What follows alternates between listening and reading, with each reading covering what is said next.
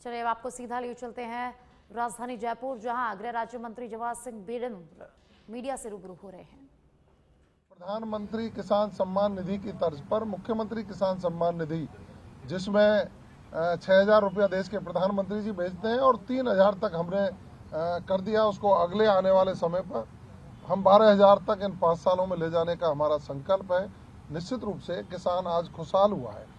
उनको बिना ब्याज के ऋण देने की बात रही हो, चाहे लखपति दीदी बनाने के लिए 1 लाख की सीमा को बढ़ा के 1.5 लाख करने की बात रही हो, हमारे चिकित्सकीय व्यवस्थाएं सुदृढ़ हों, उसके लिए एसएमएस में, हमारे एम्स में, आप देख सकते हैं कि जेके लोन में और जहां जहां भी आवश्यकता है ट्रॉमा सेंटरों में भी नए औजार खरीदकर, नए इक्विपमेंट खरीदकर सही समय पर लोगों का इलाज हो, नई तकनीक के आधार पर हो, ये करने का काम किया।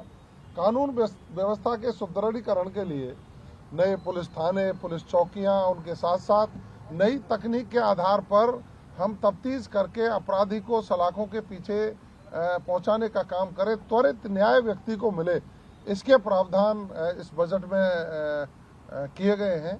और राजस्थान विकसित राजस्थान का सपना साकार करता हुआ नजर आ रहा है। आप बिजली की व्यवस्था सुदृढ़ हो, उसके लिए सोलर पार्क की स्थापना की है।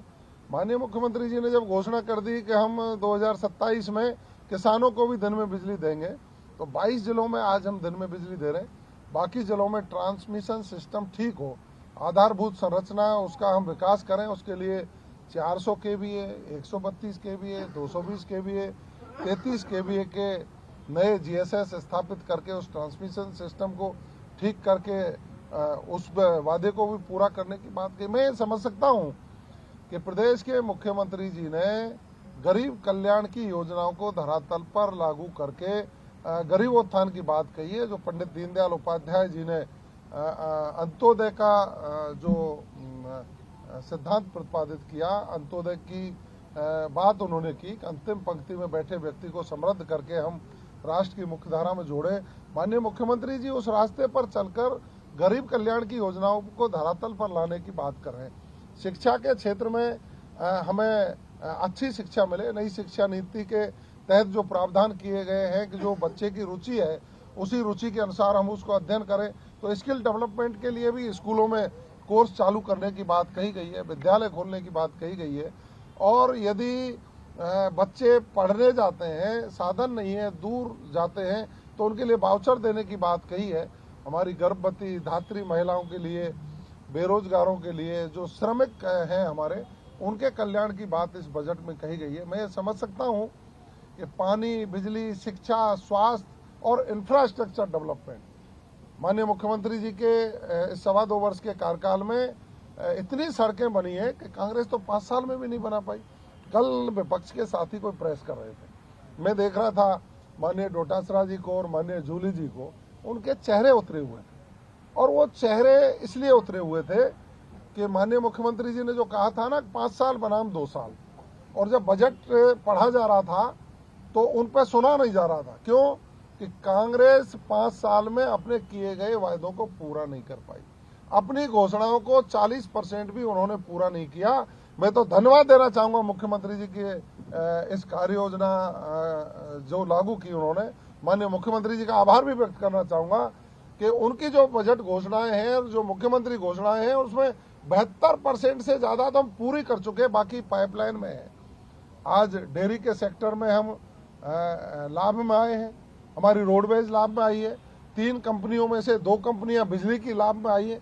जो घाटा था उस घाटे को पूरा करके राजस्थान की जनता के प्रति जवाबदेह होकर के हम काम कर रहे हैं। तो मैं समझ सकता हूं कि युवा, महिला, किसान, बेरोजगार, हमारा व्यापारी समृद्ध हो।